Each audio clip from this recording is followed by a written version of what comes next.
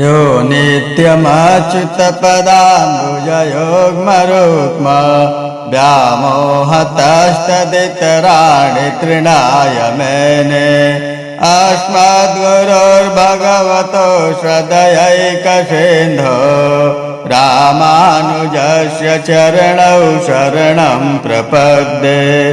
माता पिता युवतयस्तनया विभूति सर्वयदेव नियमेन मदन्वयानाम् आदस्य नाकुलपतेर्वकुलाभिरामम् त्रिमतङ्घ्रियुगलं प्रणमामि मूर्ध्ना भूतं सरस्य महदाह्वय भट्टनाथ त्रिभक्तिसारकुलशेखर योगिवाहान् भक्ताङ्घ्रिरेणुपलकालयतीन्द्रमिश्रान् श्रीमत्पराङ्कुशमुनिं प्रणतोऽस्मि नित्यम्।